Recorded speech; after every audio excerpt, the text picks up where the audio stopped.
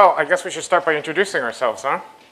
I guess, Brianna, you would be a natural place to start. What's up? I'm Brianna Wu. I'm head of development at Giant Space Cat. I run one of the only all-female game dev teams in the entire industry. We work with Unreal. I think you know I am. Hi, I'm Carla White. I am the creator of an app called Gratitude Journal. I'm the author of the book called Idea to iPhone. I'm Tom Engel. I'm a physician and a teacher and a software engineer. I'm giving a talk on Friday on volunteering. Cool. Nice. Great. Well, I know that I think about ethics a lot, and I guess that you must all too, or else you wouldn't have volunteered for an ethics channel.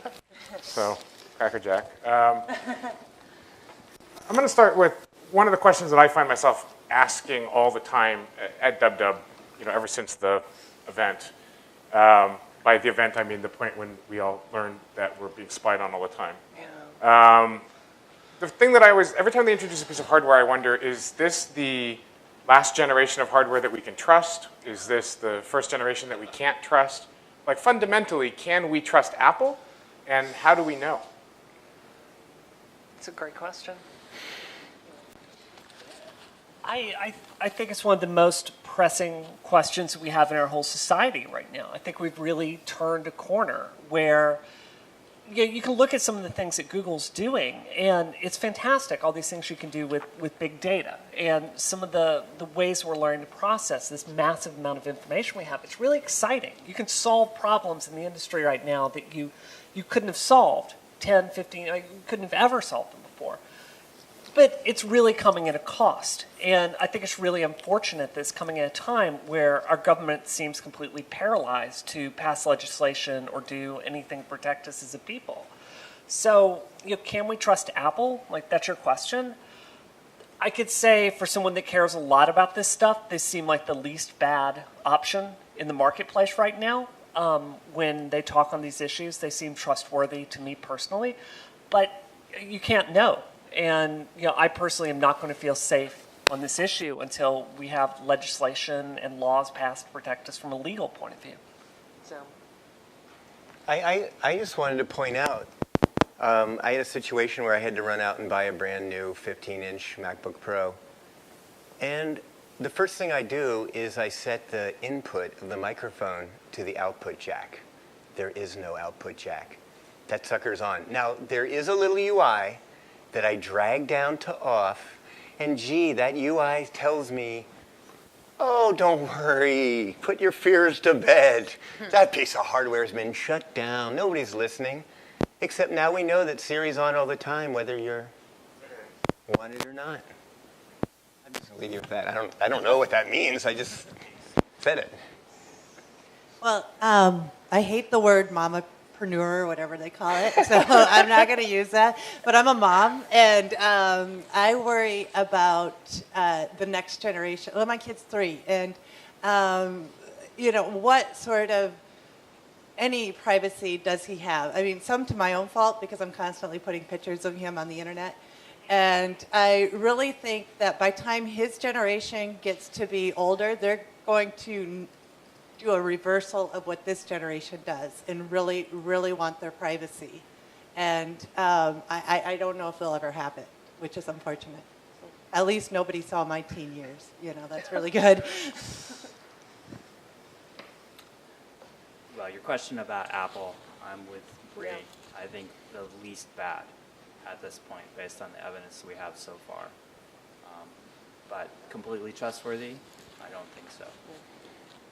I think most of this comes, whether it's Google or the NSA or the FBI in the United States, most of this comes because nothing is actually free. My daughters think of... How about that? Yes. Nothing is free, actually. yeah. My daughters think of everything as pretty much having the same cost, being free. They don't realize what they're giving in exchange for that. So that brings me to a really interesting point, the part where we're giving things up, right? Right. you, coming from the medical standpoint, I wanted to be a doctor long, long ago. And so when I studied ethics, it was under the medical side of ethics, which is a little bit stricter than we do it in software. You might be surprised to learn. So this is why, this is why we don't have a code of conduct. This is why the EULA model is off the table for me, because I grew up under the idea of informed consent. Yeah. And informed consent means that I have the responsibility to make sure that you understand and are a willing participant at all times of what is happening. And that I am disturbed because I hear the word informed consent used to describe things like a EULA, but that does not fall under informed consent because there's no transfer of responsibility there. Yeah. So I wonder if informed consent is something that's going to be basically forced upon us by either the government or some agency like the MPAA for software. Or if informed consent is something that we're going to be able to achieve on our own, or where we're going to go with our ethics. No, I think that's such a really fantastic point. I mean, informed consent is, like, in the medical sense, if I'm going to have this surgery done to me, do I understand the risks of what I'm doing? Like when I've gone and had dental surgery, like the doctor explains it to you, sign forms. With the EULA, what is the version of informed consent here? Like you scroll through 50 pages of legalese. I don't read that stuff. You don't read your stuff. It simply does not exist. I think it really brings us to a problem because there's not even the illusion of informed consent so often. I'm not trying to be an Apple fangirl, but I think it does say something that there's one company in the mobile app infrastructure right now that does hold their developer to some standards. And, like as far as removing things that are obvious malware or spyware, that's much more profligated on Android. So I think that I worry that if you're wanting the government to get involved here, which I do, I completely agree with you. I think that would be the optimal solution. Our politicians are very happy to be getting all this information out there on us. They're delighted about this. And there's more collection going on than ever before. From the NSA, to corporations looking at us, Google, everyone out there. And it almost feels like, it feels unrealistic to me, to a certain extent, to expect action from them on this. Like, there's so many clear things that we need them to act on, and they simply won't. So I frankly don't know how you get that. I mean, I won't vote for certain people if they endorse certain policies, but my senator is Elizabeth Warren, so, Something I'd mention is that Der Spiegel released a few of Glenn Greenwald's papers about how the Germans were being spied on, and nothing was done until the Merkel effect. When she found out it was her phone that was bugged, all of a sudden we had an international event. So it's the personalization. It's fine in the abstract, isn't it? To keep all those bad guys away, the other. It's us. We're spying on ourselves, and we're doing it ourselves. We're tweeting, I got high, I did this, and it's like, well, thank you very much, because now we don't need people in the field, because you guys are doing it yourself with Instagram and whatnot. So you think it's realistic to say people shouldn't be using Twitter? No, I say, you know what the government's learned? Yeah. The government has learned that it is so stupid to keep weed illegal because so many people are smoking it.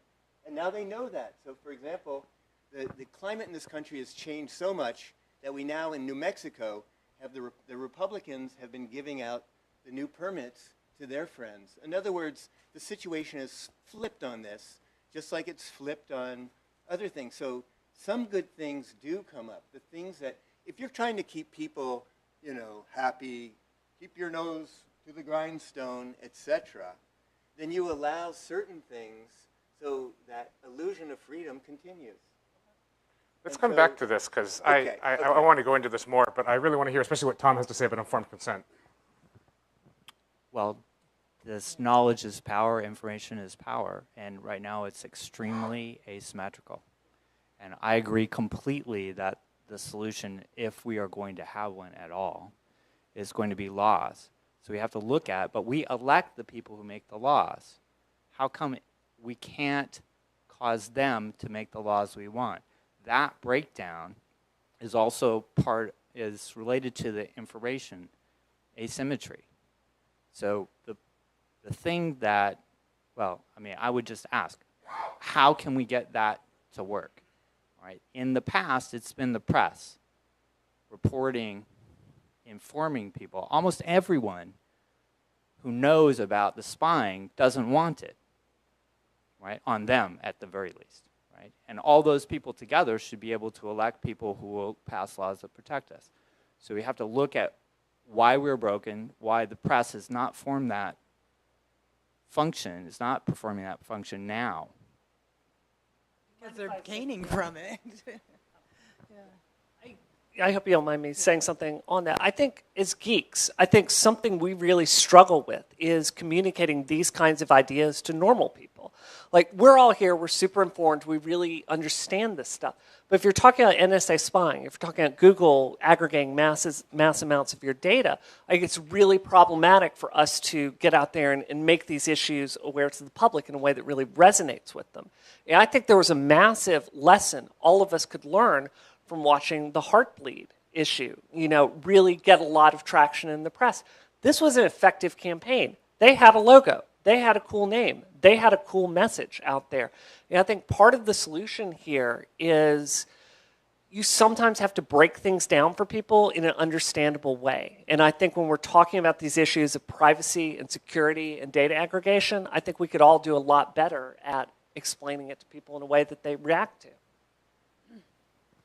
What I think about when all of this is, at what price does the regulation come? I mean, we're also all entrepreneurs, and it's going to cost us one way or another. We all want it, but we also want to have the mighty dollar too, and there's going to be a trade-off somewhere. So that brings me kind of back around to the question that we were getting to, which is this. If we think about, I think when I first saw a vision of the dystopian future that we're in now, it was the movie Enemy of the State, right? Which is a terrible movie, but it had amazing graphics for the time of just the government's ability to peer into anything and get at you anywhere, right? And we built that, like you said, Andy, right? We built it. It's called Flickr. It's called Twitter. I just think about the fact that if the government wants to collect information on you, all they have to do is sit there with a couple of search engines and do their thing. And every one of us has become a spy for every government in the world that cares to have us as their spy, right? And so the question that I have for that is not, is that happening? It's obviously happening.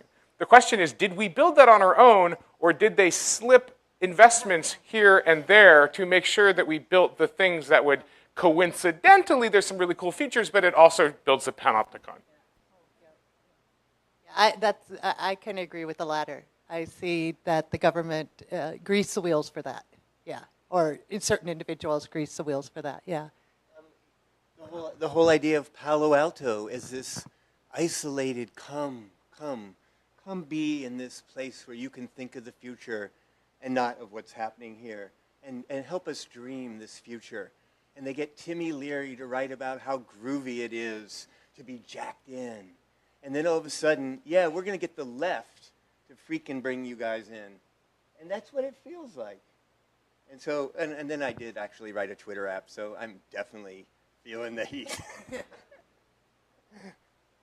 I don't know, Mike. I think I would challenge you in this way. That when I saw that movie, it was the 90s, right? And I think the reason it resonated is because it seems like such an obvious state of progression for human evolution. Like, we kind of understood in the 90s, this is where we were going. And I think if you look at it kind of a bigger scale, like what any civilization is going to deal with as they learn this technology, I think this struggle is inevitable. It's going to happen to anyone as they grasp with information technology. And the government growing too powerful here. And I think, again, I think the onus is on us to address that. I agree with the grease the wheels.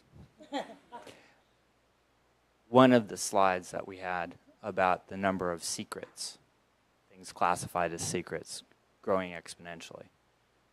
You'll notice it doesn't matter whose party was in the White House when all that stuff is happening. Secrecy is the key. All this stuff built in secret. It was a catastrophe for them for some small fraction of the secrets to be exposed. So Freedom of Information Act type. legislation may be helpful here, right? But really, the secrecy, the courts haven't protected us. Secret courts, secret interpretations, secret rulings, right? Where only one side is presented, basically. Congress hasn't protected us. The people who are supposed to be making the laws, actually in the hearings said things or allowed things to be said that they knew weren't true, accepted as true, that they knew weren't true. The executive branch primarily in charge of this. So in the United States, where we had a separation of powers as a way to counteract these kinds of secrecy abuse, didn't work. It's not working. So once again, maybe the press, I don't know, explaining things. It seems like the answer really then is that it doesn't matter if the government is paying us to build the bad things or not, because we're building them one way or the other. Therefore, it's up to us to resist when somebody says, wouldn't this be a good idea? Say, maybe I should be putting my nerd cells into fixing the election system, right? Like CGP Grey on YouTube, like half of his videos are about by the way, democracy has evolved over 238 years. Maybe we could adopt some of the new ways of doing things. But if it's up to us to fight back with information in a world where information has become weaponized, my question to you is, does information become covered by the Second Amendment? Do we stand out with the NRA? So your question is? Should we have the equal access to the weaponry of information that is guaranteed under the U.S. Constitution as the second goddamn amendment that has been so utterly destroyed with the actual bullety parts? So, I don't know what you guys have, professionally, before I worked in development, actually, my first job out of college was working for the Senate. And, I don't want to tell you what political party I was working for, but it was, and one of the things, we all know the government isn't super responsive to what we believe. But I have to tell you, seeing this stuff up close, seeing how money really gets raised, and this was in the early 2000s. This was in early 2000. I mean, it turned my stomach, seeing the way that legislation really gets passed, with the lawyers of corporations literally coming into the office and giving it to you. It's stomach churning. So what I would say to you is I would say that it is foolish to not think that powerful institutions don't stay powerful if they're not really good at protecting themselves. And our government is a powerful institution. Its first mission is to protect itself. Google's first mission is to protect itself. Apple's first mission is to protect itself. We see this over and over and over again. So I do agree with your Second Amendment statement there. I don't know how we get there. I'm just wondering about how we reinvigorate democracy. We're seeing so many people their stomachs turn when they see the political fighting. And so it's actually being used to make you sick. By the time election day comes, you crawl into a hole. That's why I do early voting. So to me, it's to get the issues the young people care about. And that's how you reinvigorate a democracy, And maybe there'll be a time when, I don't know about if the kids will want privacy, but it seems like there's a pendulum in everything. But as far as taking away institutional power from an organization that's been building it since World War II, that's a trickier problem. Like you, my first big girl job was working in the government. I worked for a Pentagon program getting rid of nuclear weapons in the former Soviet Union in Washington, D.C. Yeah, kind of hit the glass ceiling really early. This was during the Clinton administration, and what bothered me was just how poorly run this $3.5 billion program was. So I left D.C. completely disheartened about government and all that other stuff. You're bruised and contaminated. And then, at that time, this wasn't so much an issue. And then which administration allowed for such easy data collection? We know what that administration is. And then which administration came in and didn't plug the holes for all that, And it's just kind of growing and growing and growing. And the next administration maybe we have a voice for that who can plug some of these holes. So I know it's totally off your topic, but I wanted to follow up what you're saying. Nothing?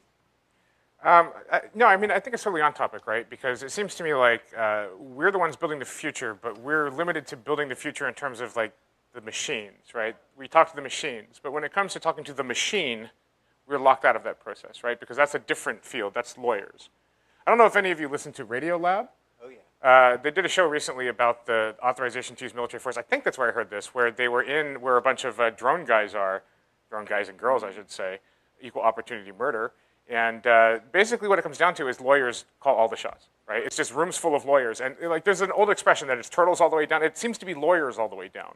And it seems like all of these companies are basically fighting this by getting as many lawyers as possible. The patent war is a side effect of this. Google outspending Apple, Amazon outspending Apple in Washington, and then getting them dragged in front of the Senate on all kinds of crap is a side effect of this. Are we going to have to get a bunch of money and buy our own lawyers? Or are we going to be able to fight a legal system that is self-justifying and yet do so in a way that is nonviolent that won't get us utterly annihilated for even saying the words? I don't know. I have to.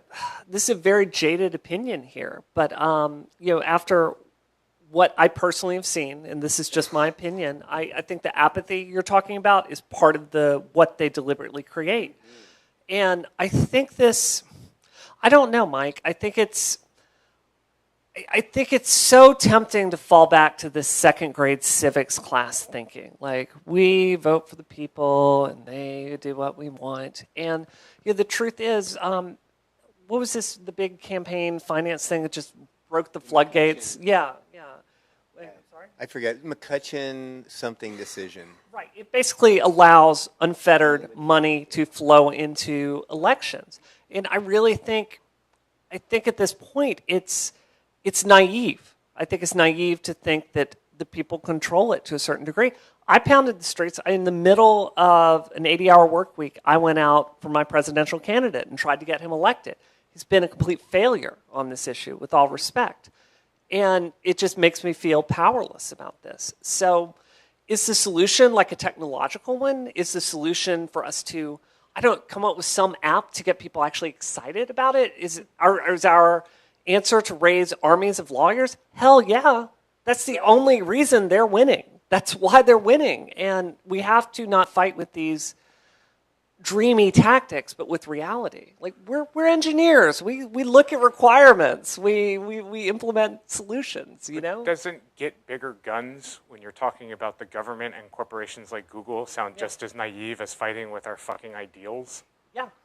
Yeah. We can't afford more lawyers. You're That's right. the point, right? So how do we fight a system that fights with lawyers if we can't afford lawyers? Because how do we fix this country? Well, you can't destroy the country. You can't kill people. That doesn't work. We've tried it. Sure. So how do we fix this fucking thing if we can't shut it down? You don't think it's feasible to raise certain amounts of money to hire lawyers to advocate for the things that we want? Like, look at the EFF. They're damn good at what you do. It's what we're doing. Yeah. It's definitely what we're doing. But I saw a chart the other day which said it was a little Occam's razor thing. Right. And it's right. Which is more likely that all of the charities with their pathetic budgets are bribing 98% of scientists to run this huge conspiracy about global warming, or the people with all the money are paying the 2% of scientists they can even talk to in order to throw a wrench into the plans to limit their future liability. Yeah. And it's like, should we, I worked on the Obama campaign. It's not a secret, right?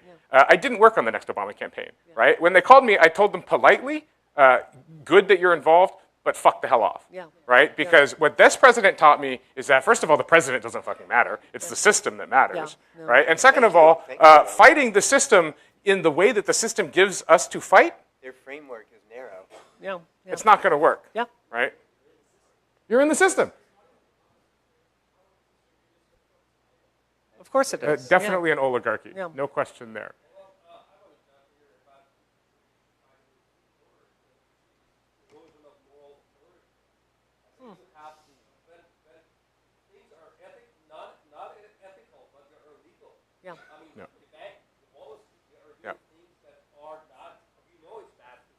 Sure. It's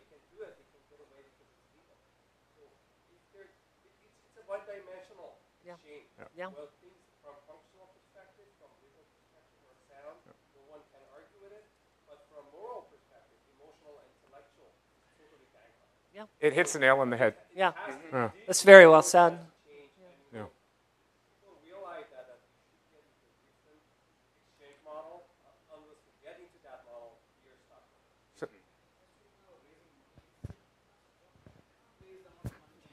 Well, Yeah. actually, no, let's do the math. That's a numeracy. Sure, the Koch brothers have their millions, billions, whatever. But if you take 100 million good, hardworking Americans who give Microphone, right, sorry. who give 100 each, can somebody multiply that quickly? I'm just so tired. It's still, we have money too. We, the people, we have will. Yeah. I mean, I don't want to say the word. I'm not going to. I'll let somebody else say the R word later. But that's what happens when things get too whacked. Well, that's what used to happen when things get too whack, right? But now we've had a world where we have John Lennon, we had MLK, we have Gandhi, and if we had a revolution, we'd be pretty fucking stupid at this point. Because not only would we lose, but we would also lose the moral authority. So given the fact that the only things that we have are A, the moral authority, and B, the fact that we actually do all of the work, regardless of who holds the money, we do the work. Lisa Strada, dudes. Right? So how do we fix a system where we hold all of the physical power, none of the actual money? The system is legal, but utterly morally corrupt. Do you really think that putting our effort into making the man's dollar to give the dollar back to the man is the best use of our time? It might be a use of our time, and if we're going to collect money from the hoi polloi, maybe that's what we do with it. But I think we have more power than money. This conference is a testament that there are things more powerful than money. Absolutely. And Gandhi.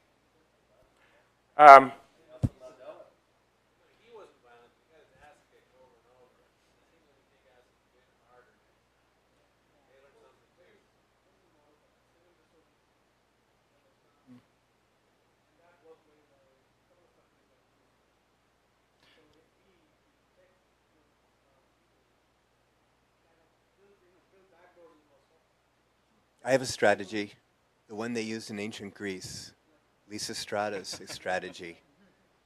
You know? No? So- the women hold out until Yeah, the jobs gets done. So I have, there was a speaker earlier who informed people, suggested to people, one of the first things they should do is put Google Analytics on their website. And the second thing they should do is buy Google AdWords. And if I'm advising somebody running their business, I absolutely agree with that. That means I'm giving money to Google to collect data. So where is the balance in the ethics in that? Because if you're running your business, I think you're a fool if you're not using that tool. Yeah, Google Analytics is really awesome. I don't use it. How about you guys? Nope. I don't work in that field because I don't think I could do that work ethically. I work in game dev. I make a product and you enjoy that product. I couldn't sleep at night if I did that. Personally. No offense to you guys too. So, yeah, please. Jonah? Or-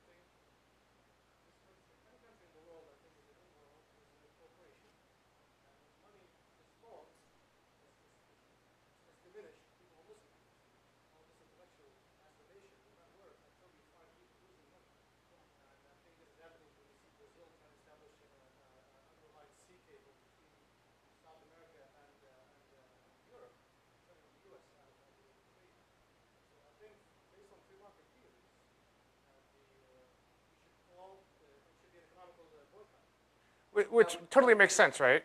But then that falls into basically the category of like things that people should do, like the people in general, right? Like if people stopped using Google, then Google would stop acting like assholes, right?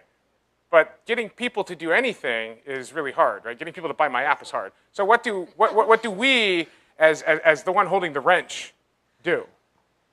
I'm just going to interrupt really quickly. Please. If you could wait when you have a question or a comment to get the mic, that would be excellent.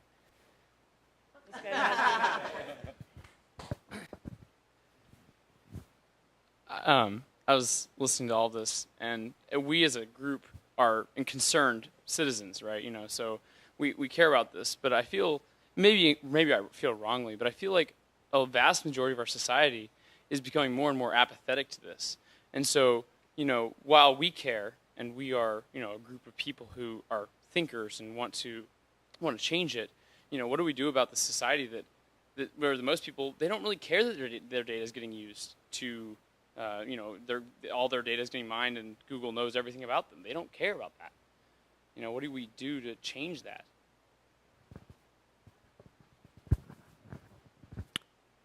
When they know about it, they care. So there's some leverage there.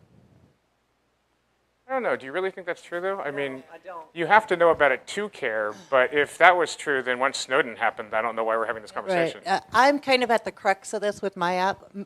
When I launched it, the data, and what my app does is people record things that they're happy for. My data is just stored right in the app. They delete the app, the data's gone. Now I'm going to go with parse, and that's just for the syncing. And I'm really nervous about that because Facebook owns parse. And my husband is a deep data miner for the healthcare industry. And he said, you know what, you get into parse, you're going to have people wanting to buy that app because they're going to want that data. And it'll be insurance companies that want it. And, kind of tempted, just because I got to pay for my bills, I got to get a kid through college, all that stuff. So, there's that crux. And, sometimes people don't care if their data's out there. They're going to get it somehow. But, yeah. I mean, I don't know. I'm not trying to be pessimistic here, but I don't think it's realistic to think that people are going to suddenly wake up and start caring about this. Free is the only model that seems to work for the mass market. It works for Google, it works for Facebook. App.net just died, trying to pursue a different model. And I don't mean to hammer the same point, but I really think the ultimate solution here is legislative. I think there is an ethical way for Google to gather data about you and to use it in an ethical, reasonable way to show you ads that are relevant to you. I ride a motorcycle. I get a lot of Google ads for me about motorcycle gear. That's fine. That's a completely reasonable use of this data. But when you have the NSA collecting really gross stuff about you, just awful amounts of data, and there's no oversight. As an engineer, I do not believe in a boil the ocean strategy. I just think it's unrealistic. And I feel like that's the only thing that will really get results, in my opinion. Well, I would just add that the tools that proved effective during the Vietnam War ended up to be humor. Because it's consciousness about it that has to change. And once you know you're doing something wrong, so it's that awakening. Yeah. And so triggering that will be, the yes men are a good example of people that attempt to do that. So do you think if we replaced the EULA then with something that was more like actually would kind of, in a funny way, in an illustrated way, actually made you understand the information that was going to be shared, the data that was going to be taken, actually made you understand what was happening, and moreover, because right now the problem with the EULA is that the whatever factor is on the wrong side, right? Whatever, I don't care, I don't want to read it. It's 56 pages of scrolling text for the iTunes one, for God's sake. 56 pages of scrolling text. Could you pick one? Page it or scroll it, come on, right? Yeah. I mean, even that. So maybe if you literally had to find out how you're going to be screwed before you could get into bed, then would maybe people put the whatever side on the whatever, I don't need Google. Do you really think people don't know that? Like in a distant sense? I think they don't know it long enough. Well, I think that they know it. I think they know it for a second, but then it goes into a little denial box that goes into whatever click I agree that will never hold up in court because I obviously didn't really read it. Okay. How many EULAs have you read? I tried to read one. It was 56 pages long of scrolling text, and I said, "Fuck this." For our company. Yeah. And Yeah. you gotta have one. Yeah. Yeah. You do. There was a free beer license. I read that. It was like, if I meet the developer at a conference, I'll buy him a beer. I read that one, but that's been pretty much it. Yeah. So, Yeah.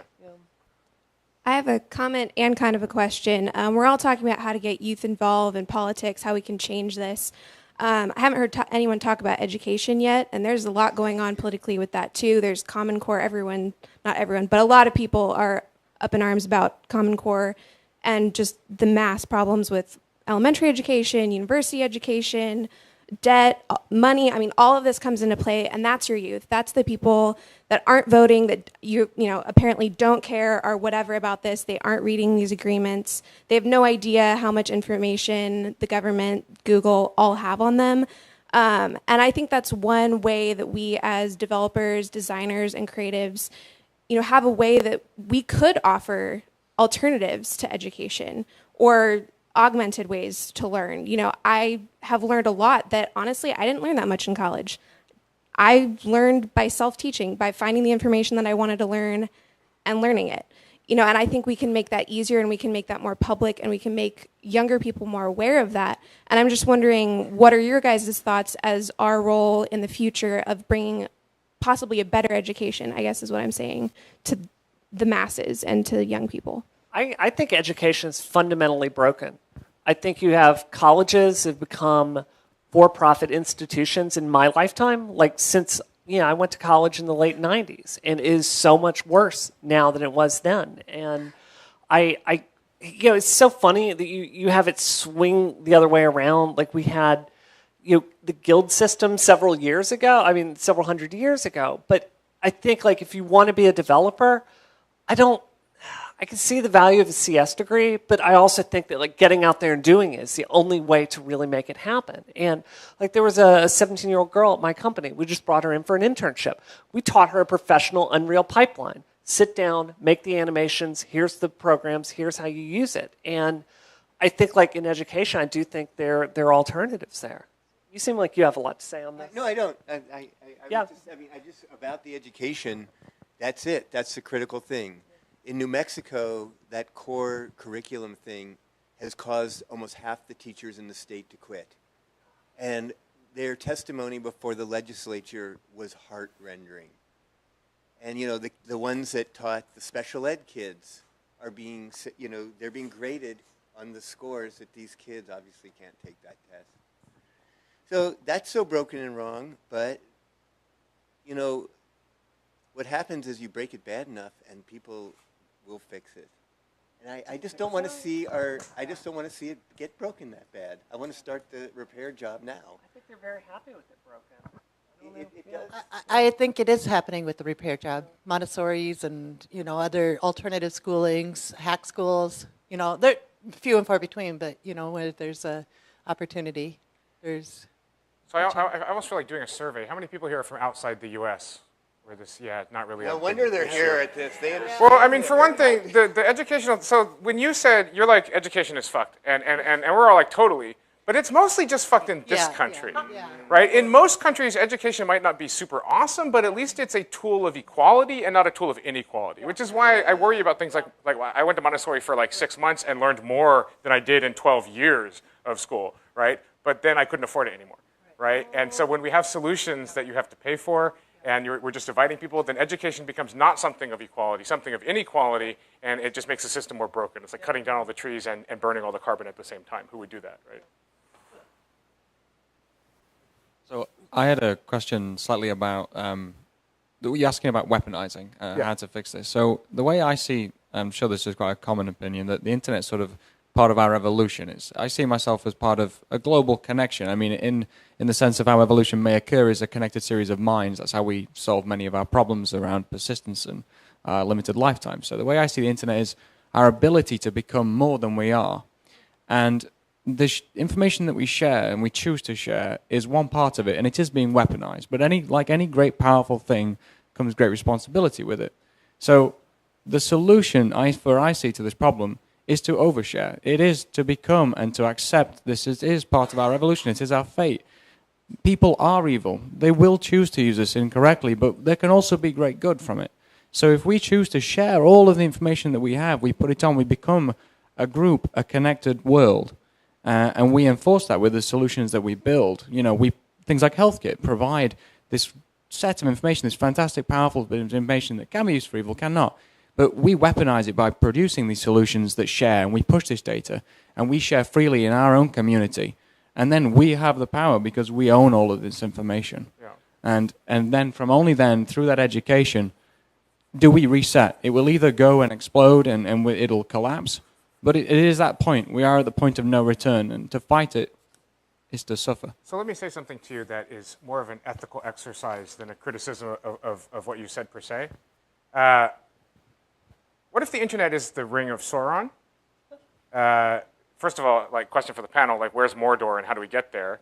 And I mean, because here's the thing, right? When you realize that, oh wait, the internet is the ring of Sauron, throwing it into the fires of Mount Doom seems like a really simplistic response, right? So, you know, fiction versus the real world. But here's another way of looking at it ethically, right? What if the problem is not that our, you know, blah, blah, limited lifetimes? Because we don't have a limited lifetime, right? The Earth will just keep going for as long as it goes, and you die, but somebody else is born. We all replace each other. There's only so many versions of us that come along, way fewer than 7 billion. We're all pretty redundant, right? So you trying to extend your personal life at the expense of the overall system and its constant circulations and workings, I would argue is fundamentally where evil comes from. I say it's more of the sharing of information and persisting as a human race. You know, the only way that we can continue to evolve is to dump all our information into one point. No one person can contain the entire information. Totally true. Totally true. For me, where your idea breaks down, like you're kind of talking about this society where we just share and know everything about each other openly. It's a great idea, except you have governments that can look at what you're doing and decide they don't like it and throw you in jail. You know, among the other careers I've had, I've also worked as a reporter, being a crime reporter. I've seen DAs not like people and go and say, this is someone who we need to do something about, and investigate them until they find something to catch them on. I think that's where your paradigm breaks down. Yeah, with plus all respect. it's not the sharing per se, right? Because here's the problem with the panopticon. We built these labels, right? So, for example, pervert, that's a good one. They like to use that one against us, right? And so, for example, Jacob Applebaum, for example, right? They have him labeled as a pervert. The Australian guy with no color in his hair, he's labeled as a pervert. It's really nice on this network, really easy to just, you know, to label you as a pervert, right? And so how is sharing, you know, what kind of porn you like going to help it when the real problem is that as soon as you do, everyone in here is going to judge you as a pervert, even if I like the same porn. The tools we build should allow me to see what you see. Yeah, Mike. So I'm visiting from Australia, and a lot of it's been interesting to see the debate in the US around, you know, the Snowden revelations and what we're doing and the sorts of data that we're producing and how it's being sort of sucked up by all these agencies.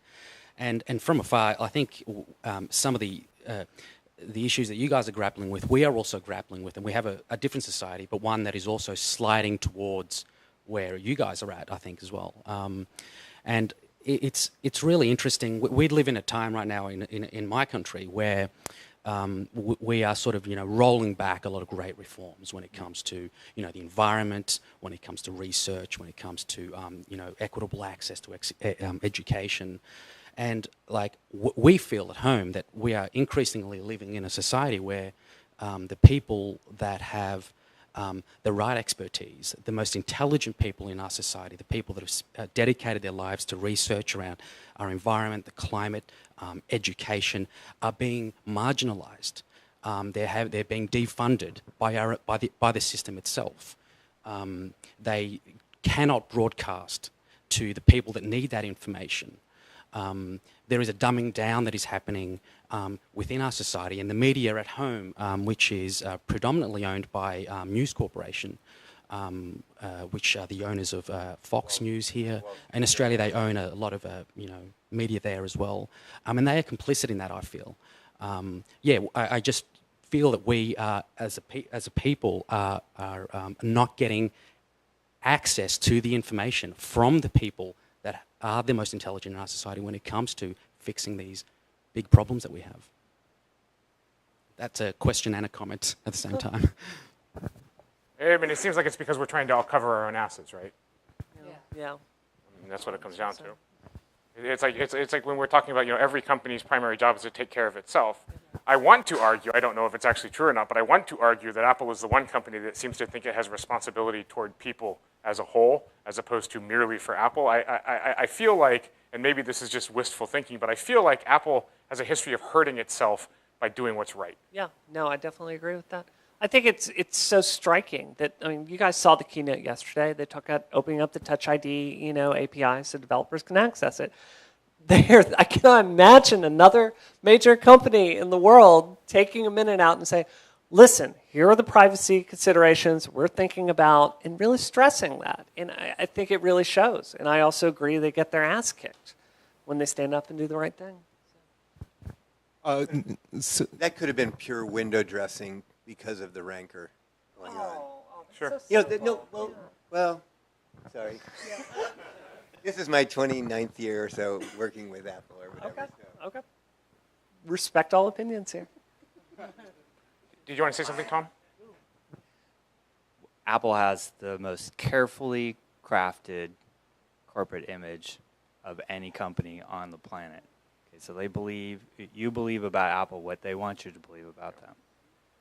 I still think least evil, but where they are compared to the line between good and evil isn't completely clear. Well, and even if they're, ambivalently good, the real question is, would they ever fight for us?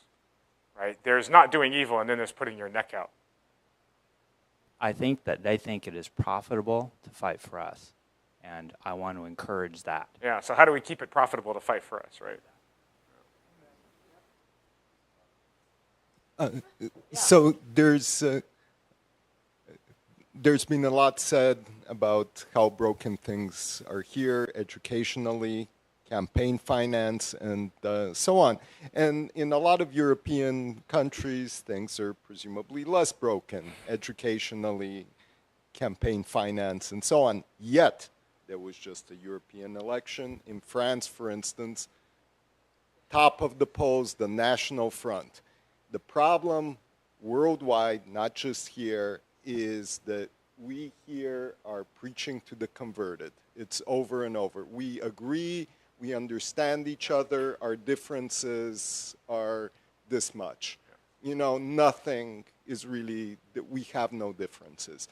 But we seem to be incapable of reaching the people who violently disagree with us or are just completely apathetic, and they are the majority. Yeah. There's either apathy or there's just these views where we are incapable of talking to each other.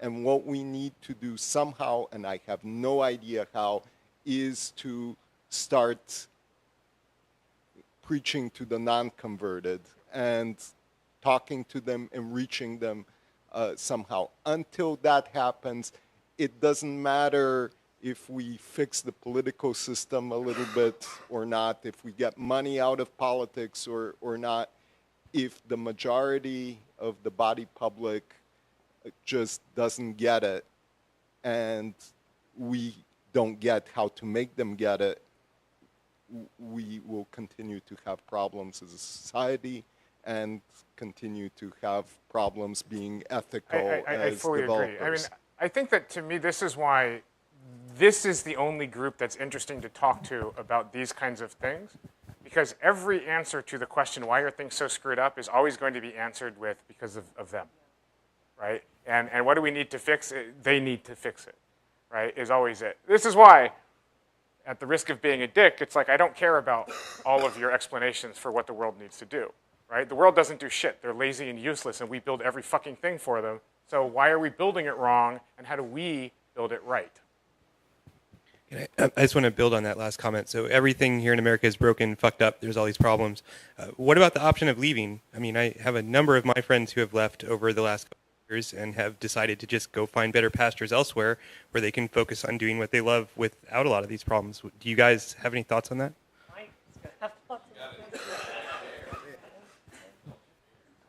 Well, I lived in Europe for a good chunk of my life, most of it.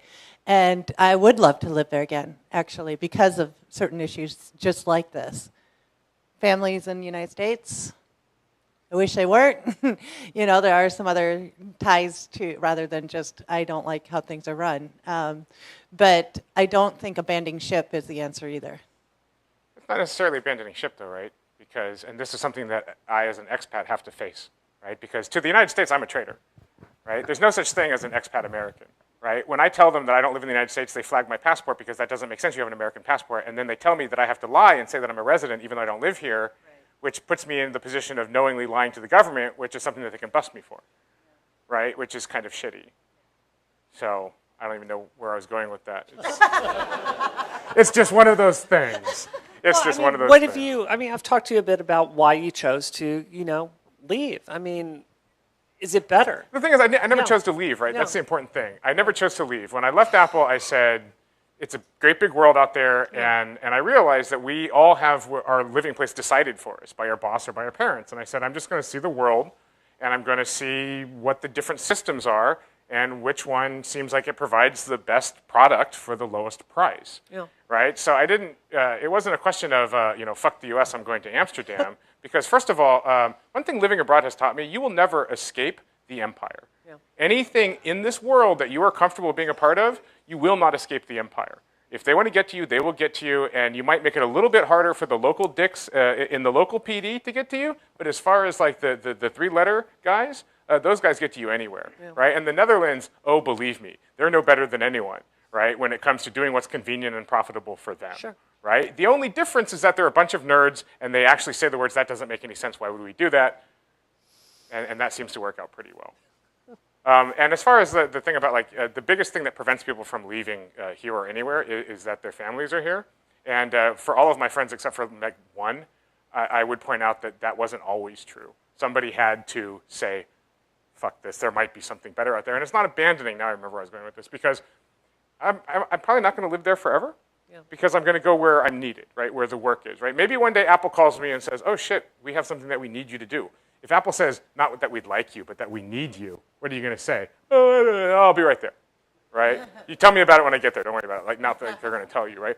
But what I'm learning is I'm learning about other ways that the world can work. Things like representative democracy, right? Things like a parliament. If you had said to me 4 years ago, what about getting rid of Congress and replacing it with a parliament? I would have said, like, parliament?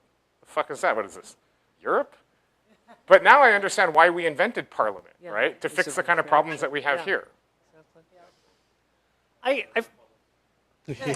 they do have their own problems, right? But I didn't give the talk that I wanted to give. It was too heavy. I gave the light talk. Yeah, no, there are flaws in the electoral system here that are just the worst. Yeah, like, I say the worst thing a lot of times, but like actually the worst thing. I always say there's no evil in the world, but now I know that there's evil. And the evil relates to the way that we do districting in this country. If it wasn't for the federal government having a gun to everyone's head, this place would be in turmoil.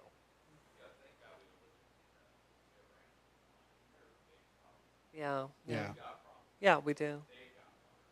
I agree with you. I was going to give a counterbalance, Mike. Like, I do have to say, like, there are positive aspects of being There are an positive American. aspects of it. Like, there totally are, right? I still Yeah. have an American passport. I'm still Right. speaking English, right? Yeah.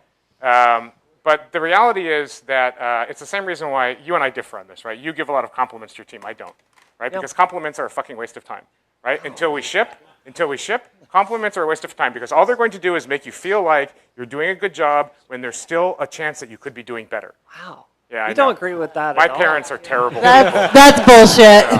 No, it's totally true. But then it's true that it's bullshit, right? It's true that it's bullshit, right? Like, this is why you're one of my heroes, Brianna, because like you make me understand that that idea is bullshit. Yeah, We have 45 minutes with some of the smartest people, now 5 minutes, with some of the smartest people in the world who are building the future, and we can sit here and jerk off to how amazing the U.S. is for the next 4 minutes, or we can talk about the things that Americans don't ever want you to talk about, which are the things that suck.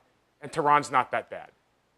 So I wanted to, I would have to disagree about Tehran not being that bad, but there's a few things here that were touched on that I just wanted to mention.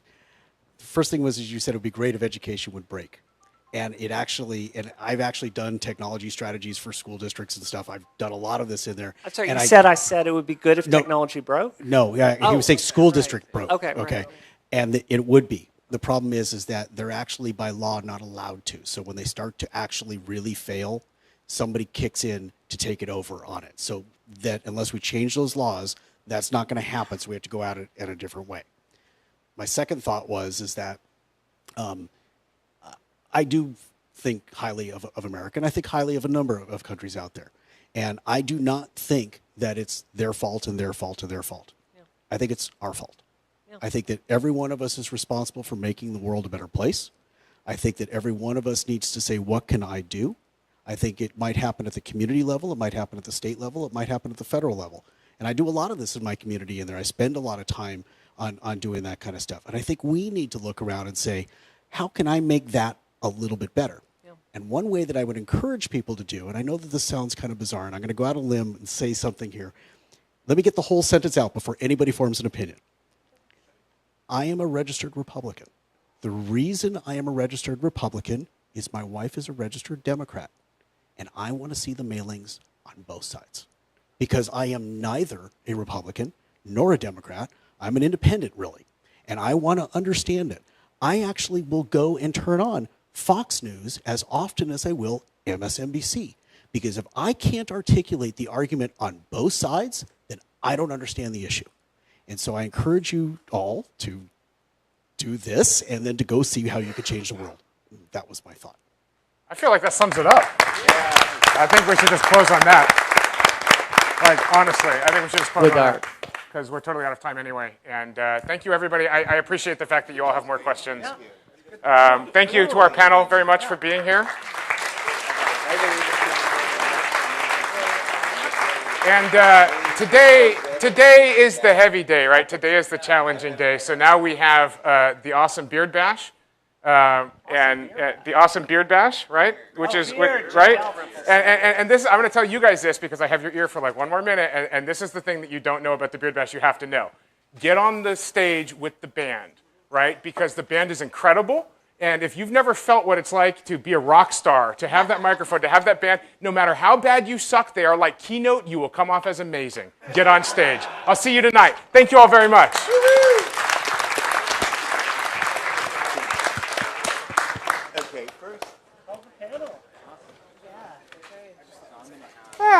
Hey, how that was are awesome. you? Thank you. Good to see you. You as well. Telling people that all the first generation that we can't trust. Like fundamentally, can we trust Apple? And how do we know?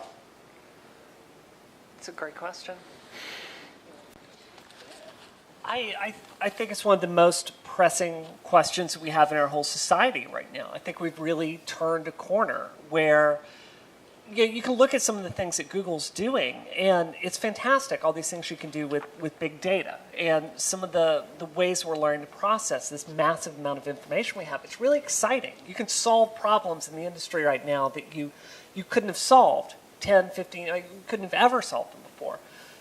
But it's really coming at a cost. And I think it's really unfortunate that it's coming at a time where our government seems completely paralyzed to pass legislation or do anything to protect us as a people.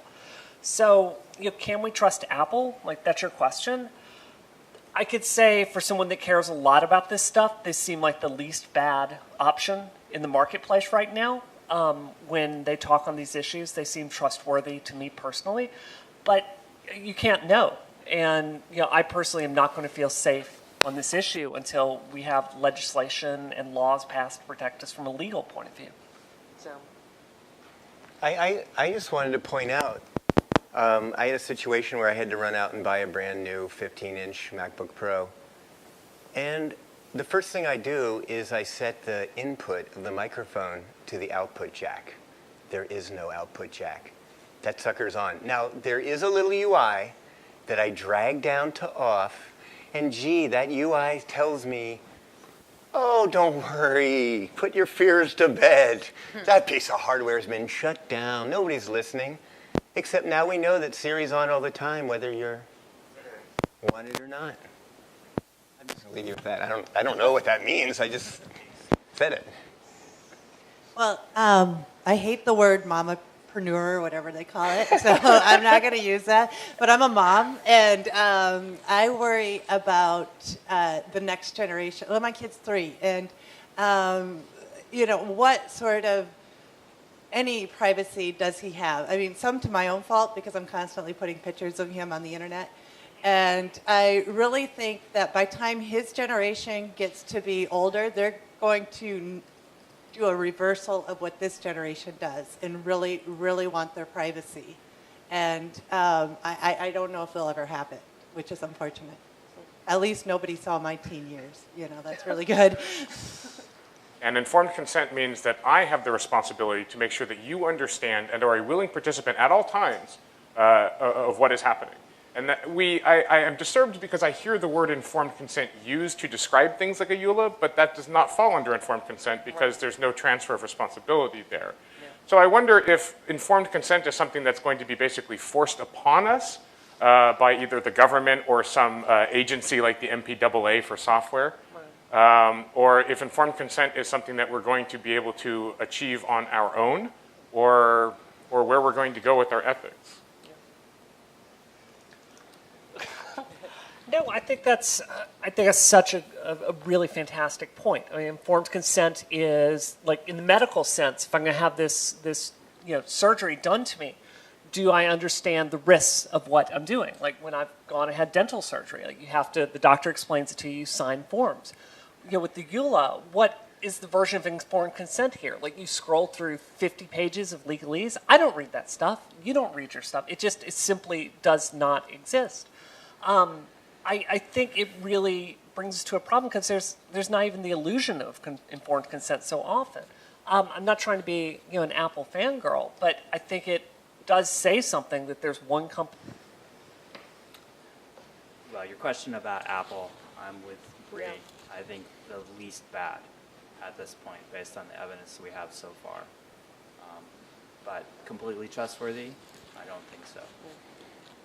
I think most of this comes, whether it's Google or the NSA or the FBI in the United States, most of this comes because nothing is actually free. My daughters think of...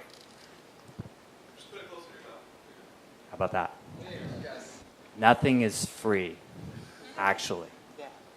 My daughters think of everything as pretty much having the same cost, being free. They don't realize what they're giving in exchange for that.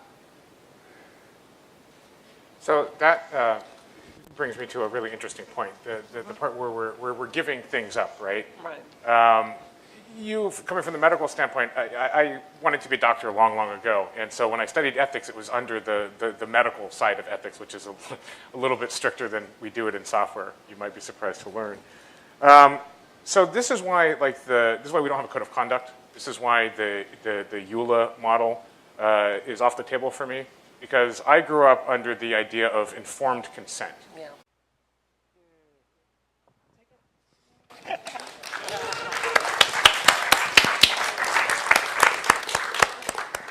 Well, I guess we should start by introducing ourselves, huh?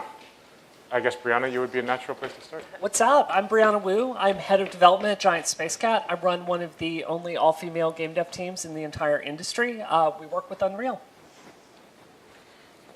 I think you know who I am.